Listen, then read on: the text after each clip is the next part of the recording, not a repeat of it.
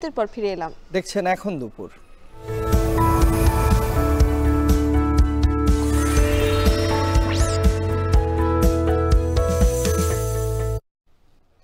আজারবাইজানের রাজধানী বাকুতে চলছে ২৯তম বিশ্ব জলবায়ু সম্মেলন। বাংলাদেশ সহ সেখানে অংশ নিয়েছেন বিশ্বের ১.৫ শতাধিক দেশের রাষ্ট্রপ্রধান। প্রথম ৪ দিনের লিডার্স সামিট শেষে সম্মেলনে এখন চলছে সাইড ইভেন্ট, বিভিন্ন দেশের দর কষাকষি আর পরিবেশ কর্মীদের নানা দাবি দেওয়ার আলোচনা। সেখানে আছেন আমাদের সহকর্মী মাহমুদ রাকিব। জলবায়ু সম্মেলনের সবশেষ খবর জানতে চলে যাচ্ছি তার কাছে। রাকিব, জানাবেন যে জলবায়ু সম্মেলনে আজ কি কি কর্মসূচি রয়েছে? মূলত জানেন যে প্রথম ৩-৪ দিন লিডার সামিট হয় এবং সেই লিডার সামিটে বিভিন্ন দেশের রাষ্ট্রপ্রধানরা অংশ নেয়। আপনি জানেন যে বাংলাদেশের রাষ্ট্রপ্রধান প্রধান উপদেষ্টা ডক্টর মোহাম্মদ ইউনূস অংশ নিয়েছিলেন। তো তিনি ইতিমধ্যেই অংশগ্রহণ শেষে তার যে কথাবার্তা সেগুলো বলে গতকাল বাংলাদেশে ফিরেছেন। তা এখন মূলত এই জলবায়ু সম্মেলনগুলোতে যতই দিন যায় ততই বিক্ষোভে ফেটে পড়ে পরিবেশ কর্মীরা নানান দাবি দেওয়া নিয়ে। তো আমরা এই মুহূর্তে তেমন একটি বিক্ষোভে রয়েছি। এই বিক্ষোভটি মূলত গ্যাস ব্যবহার বন্ধের দাবিতে বিভিন্ন দেশের পরিবেশ কর্মীরা করছে। বাংলাদেশ সহ বিভিন্ন দেশ রয়েছে এই পরিবেশ কর্মীদের। আপনি দেখছেন গানে গানে নানান স্লোগানে এই দাবিগুলো তুলে ধরছে। এখানে এশিয়া, আমেরিকা, আফ্রিকা বিভিন্ন দেশের পরিবেশ কর্মীরা রয়েছে এবং তাদের যে মূল দাবিটি সেটি হলো গ্যাস ব্যবহার বন্ধ হওয়া। আপনি দেখছেন যে নেচে গিয়ে নানা দাবি দেওয়া করছেন। আমাদের সঙ্গে মুহূর্তে একজন রয়েছেন পরিবেশ কর্মী, বাংলাদেশ থেকে নিয়ে এসেছেন। আপনি জানেন যে শরীফ জামিল, তিনি দীর্ঘদিন ধরে পরিবেশের কাজ করছে।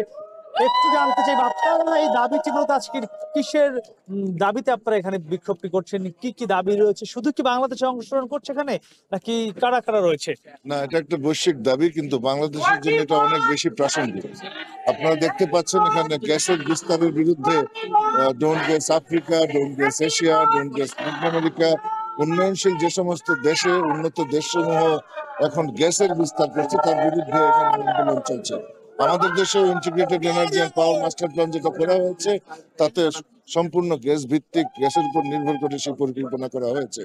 তো এখানে জলবায়ু সম্মেলনে আমরা জলবায়ুর অভিঘাত থেকে আমাদের মতো যে বিপর্যয়ের সম্মুখীন দেশসমূহ তাদেরকে বাঁচানোর যে চেষ্টার জন্য এই সম্মেলন হয়, এই সম্মেলনে উন্নত দেশগুলি শুধু বাধা সৃষ্টি করছে না নানাভাবে, বরং তারা অর্থায়ন করে জীবাশ্ম গ্যাস বিস্তার করে এই পৃথিবীকে আরো ঝুঁকির মধ্যে ঠেলে দিচ্ছে। কাজে আমরা সবাই সারা পৃথিবীর যত উন্নয়নশীল দেশ রয়েছে, আফ্রিকা মহাদেশ, এশিয়া মহাদেশ, লাতিন আমেরিকা থেকে আমরা সবাই এখানে এই দাবি জানাচ্ছি যে ডোন্ট গ্যাস সাউথ। জি, আপনাকে অসংখ্য ধন্যবাদ। আমরা কথা বলছিলাম বাংলাদেশ থেকে এই সম্মেলনে অংশ নেয় একজন পরিবেশ কর্মীর সঙ্গে। তো আপনি যে বিষয়টি তারা বলছিলেন যে আপনি জানেন যে উন্নত দেশগুলোর অতিরিক্ত গ্যাস ব্যবহারের কারণে কিন্তু উন্নয়নশীল দেশগুলো তারা নানান সংকটে পড়তে, এর মধ্যে বাংলাদেশে রয়েছে।